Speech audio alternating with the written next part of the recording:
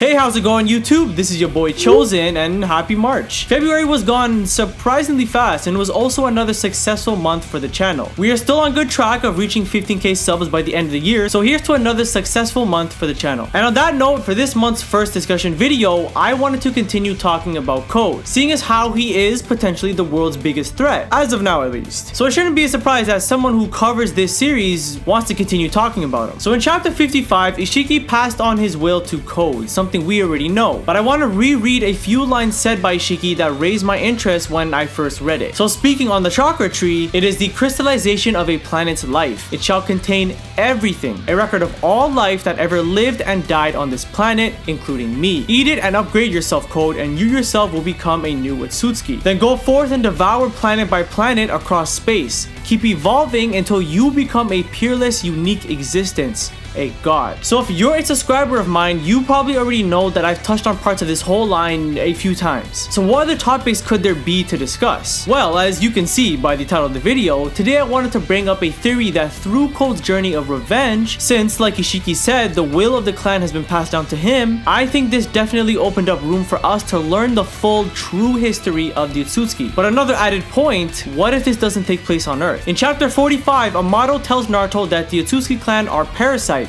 that originated from another planet, meaning this clan does in fact have a home planet. That was already confirmed to us. Like when I said full history, guys, I meant full history. Since it's clear that the clan in general is such an important part to the story, who's to say that Kishimoto expanding further to their backstory would be too much? If anything, with certain characters like Isshiki, I think this would be a pretty nice touch. See, as cool as he is, we don't know if he really had another motive of obtaining the chakra fruit besides the will of the clan. A pretty known theory going around before was that Isshiki was banned from his clan, so in order to gain their trust, he would take out Earth and give his chakra fruit to the king. Something along those lines. See, that would have made his character a lot more interesting, because it would have been more to his motives than just doing it for the sake of power. When you look at Kaguya, she was really one of the only unique ones because her reasoning for doing what she did was to stop the incoming Momo and Kinshiki, not because of an ego power trip. That was not at all what she wanted. Now when you look back at Isshiki again, his personality is really dope and has an interesting backstory as far as coming from Earth to his death. But before that, we got nothing. If Kaguya's status within the clan was princess, knowing that Isshiki is stronger and how Kaguya was supposed to be the sacrifice, doesn't that make Isshiki one who ranks higher than her? So is he the prince? These little gaps some of us question, I feel like wouldn't hurt to be explained and expanded on. Now one other thing I want to discuss is when Isshiki told Code to become an Otsutsuki himself. Now of course one can look at it this way to where he was implying Code to physically become an Otsutsuki, like body appearance and everything. And I, ladies and gents,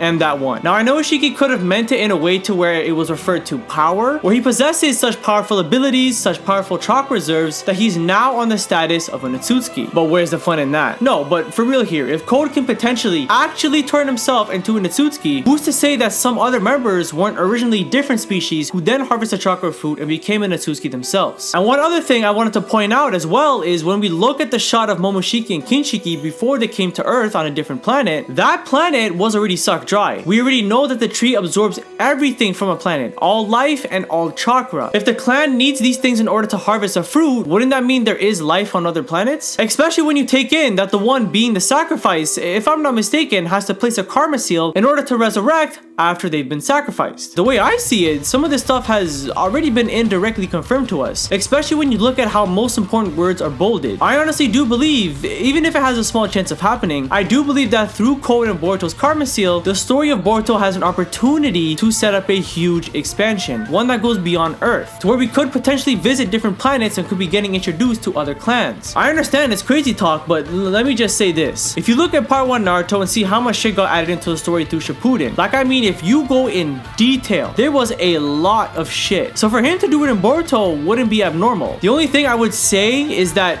it may just be a bit too much. Boruto isn't a standalone series, it's a continuation of Naruto. Whether Naruto or Boruto fans want to admit it, Boruto is canon to the franchise. If you tell someone who's on episode 190 of part 1 Naruto that Boruto is now fighting an alien parasite who used to be a synthetic human on planet Otsutsuki, they're gonna be confused as hell. How did they get from Naruto summoning multi-shadow clones and demon shurikens actually being effective to 15-year-old kids fighting an alien god who used to be a human outside of Earth? So I could see how something like this could turn some people off, but honestly, if explained right, I wouldn't mind an expansion like this. I'm not saying it needs to be permanent, but just for maybe maybe a couple arcs for the sole purpose of really understanding the Otsutsuki clan, because honestly, the way I see bad guys, nobody is born evil. So what made this clan decide to go on a power hungry trip and become a god? Why aren't all members properly working together? Why is it a competition if that's the only goal of the clan? Why does it matter who becomes the god? They clearly have rankings, so by default, it should be the highest rank to where his or her path is granted that power. But anyways guys, I'm rambling on at this point. Let me know what you think about this theory in the comments down below. Do you think this is far-fetched, or do you actually like the idea of the story really expanding their world building to worlds building? Yeah, that makes sense. Anyways, thank you guys for watching all the way until the end, and I'll catch you on the next one.